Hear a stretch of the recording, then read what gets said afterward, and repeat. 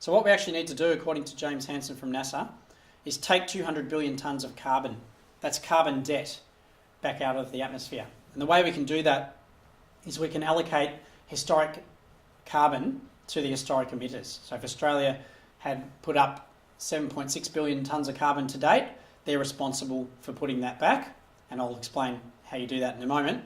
And also, obviously, we have to head towards a zero emissions economy, so we don't keep loading the atmosphere with more carbon when it's already past the point of having too much carbon in it. So we need to go near zero carbon from human activities. That's point number one. And point number two is we need to draw down existing carbon debt. So this was actually discussed at the Rio climate talks, the idea of a carbon debt target. It was actually put forward by developing countries as a way of making things fair, but it was not adopted at the time. So to give you an idea of who's supporting this kind of move, there was a huge climate summit held of community groups in Canberra, and 150 groups, 550 attendees, representing around 60,000 members, all came together in Canberra for 3 days and nutted out some policy calls that they wanted to commonly work with, and they included to prevent the current carbon pollution reduction scheme from becoming law. That's because it's actually worse than doing nothing. It's really a protection mechanism for the big polluters. Number two is really important, so I've emphasised that. Build community-wide action to demand 100% to demand green jobs, a just transition, and 100% renewable energy by 2020.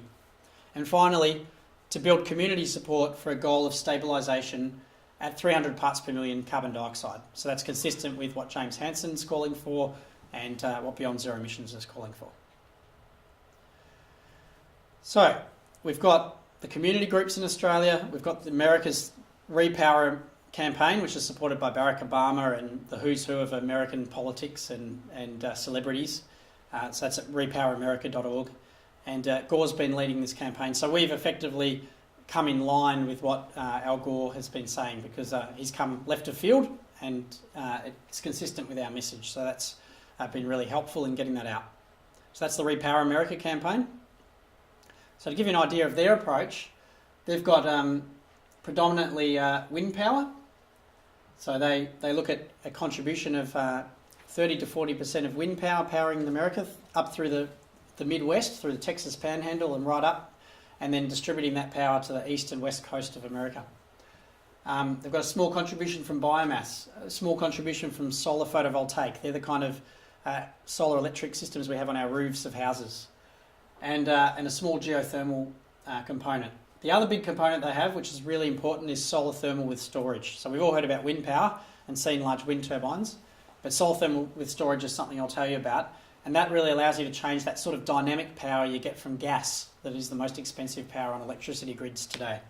At this stage, they don't actually attack their nuclear component because they're just sort of reducing the problem to fossil fuels, but they don't add any more nuclear power. So it's just holding the line where it is.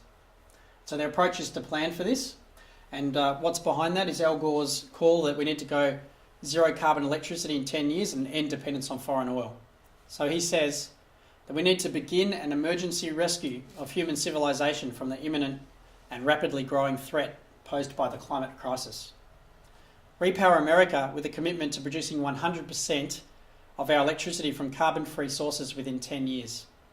So that's former US Vice President Al Gore. He's got a $300 million campaign. That's Repower America, wecansolveit.org. So he's put a lot of the money that he got from his movie into this campaign to create a global movement for this renewable clean energy change. Now, interestingly, some of the car companies are onto this, and Mercedes last year announced that they want to end fossil fuels from their lineup by 2015, and they've got the smart electric vehicles coming out this year. Okay, so what are the solutions? We've heard about the politics, we've heard about Australia's emissions in a global context, we've heard about the climate science. Some of it's very frightening. We don't want to see many metres of sea level rise, but the good news is the solutions are here, and they're ready now, and they're commercially available. Okay, so back to what we said before, we need to go near zero carbon from human activities, and we need to draw down existing carbon debt. Okay, so how do we do that? we've got to look at moving to zero and dealing with debt. They're slightly separate. Here we've got on the right a diagram of the active carbon cycle, and the active carbon cycle happens between the atmosphere, the forest, soils and vegetation, and the oceans. So that's carbon moving constantly through that active carbon cycle. That's the natural carbon cycle that happens in the Earth's atmosphere and in the Earth's soils. And on the left we've got the fixed fossil fuel carbon store. So that's fixed carbon. It's down in the ground, and if you leave it there, it's going to be down in the ground for a million years, just like it's been down in the ground for, some of it for millions of years to date so far. But if you create a really efficient machine to remove it, which is what our coal power plants are, then it won't be under there. So we can easily pull carbon out of the fixed fossil fuel store and put it into the active cycle. That's what burning coal does, or burning oil. But it's quite difficult to get from the active cycle back into the fixed carbon store, because that takes millions of years. It's taken compression and geological activity and all sorts of things for that to occur, something that is beyond the scope of humans to actually imitate. So what we can do is we can deal with debt, we can capture released greenhouse gases and put them back into the soils. And we've got past history to show us that we can lock carbon in soils successfully for many thousands of years. And to move to zero, we just prevent the release of carbon dioxide from the fixed carbon store.